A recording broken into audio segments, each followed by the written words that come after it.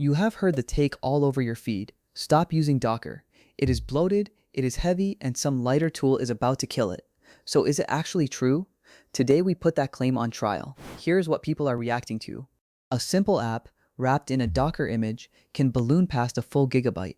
An entire operating system, shipped just to run a few kilobytes of your code, and it all runs through one process, the Docker daemon, a single program running as root that every command you type has to talk to. One daemon to rule them all, and one daemon to fail. But let me be honest with you right away. Docker is not dying. 67% of developers still reach for it first. The container itself is fine. It is the heavy wrapper around it that people want gone. So the real story is not stop using Docker. It is this. Docker is being unbundled. Two lighter tools are quietly pulling it apart, each carrying away a different piece of the weight. Contender 1 is Podman, the same containers you already know, but with no daemon and no root. Built by Red Hat to be a true drop-in replacement. And it really is drop-in. You can literally type alias docker equals podman, keep typing the exact same commands, and everything just works. Same images, same registries, same muscle memory.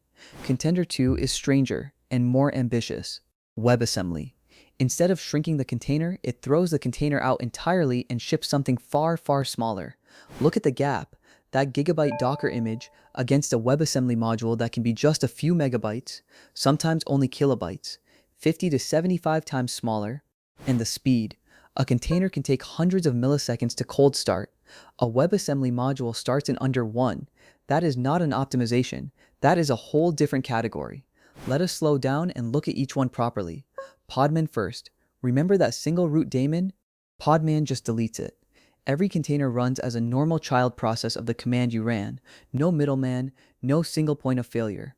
And it is rootless by default. Your containers run as you, not as the all-powerful root user. Docker can do this too, but in 2025, only about 8% of users had ever switched it on. With Podman, you get it for free. Crucially, Podman speaks the same language, the same open container standard, the same image format, the same Docker files. It pulls and runs your existing Docker images with Docker not installed at all. The name is a hint. Podman thinks in pods, just like Kubernetes. You can group containers together, then have it generate real Kubernetes configs straight from whatever is running on your laptop. And dropping the daemon is not free for nothing. In tests, Podman started containers 20 to 50% faster, and running 50 containers at once, it used 15 to 20% less memory. So Podman is the easy switch. If you care about security, lockdown environments, or running containers in your build pipeline without a privileged daemon, it is a nearly painless upgrade. WebAssembly is the bigger bet. It started in the browser, a way to run fast compiled code on a web page. Take almost any language, Rust, Go, C, and compile it down to one tiny portable binary. Then came WASI, the WebAssembly system interface. It is the part that lets that binary out of the browser with controlled access to files, the network, and the clock. Suddenly Wasm can run real server software, and the numbers are genuinely wild. A typical container image is 100 to 200 megabytes. The Wasm equivalent is 2 to 5. Sitting idle, it sips under a megabyte of memory, where a container wants 20 or more. That tiny size is why it starts so fast. Fermyon Spin can cold start a function in under half a millisecond. People call it the 5-millisecond cloud, fast enough to spin up per request and scale all the way down to 0. It is also sandboxed by design. A Wasm module can do nothing. Touch no file, open no socket, unless you explicitly hand it that exact capability. Deny by default, instead of a container that can quietly see the whole machine, and it is genuinely portable. One binary runs on any chip and any operating system. No more works on my machine. No more building separate images for Intel and for ARM. Compile once, run anywhere, for real this time. This is not just a research demo. Fermyon built Spin to deploy Wasm apps with no container layer at all. And in December 2025, Akamai, one of the biggest edge networks on Earth, acquired them. Here's the twist that says it all. Docker itself now runs WebAssembly. One flag, and the very same Docker command launches a Wasm module instead of a container. Docker calls Wasm complementary, not a replacement. Now the honest part, the hype videos skip. That under 1 millisecond figure is the best case. Studies of real-world Wasm apps measured cold starts from 300 milliseconds up to 2.5 seconds. The magic shrinks when the work gets real, and Wasm is still young. Full multi-threading and rich networking are only now landing. The library ecosystem is thin. For a database, a message queue, or anything heavy on input and output, a container is still the right tool. So it is not a fight to the death.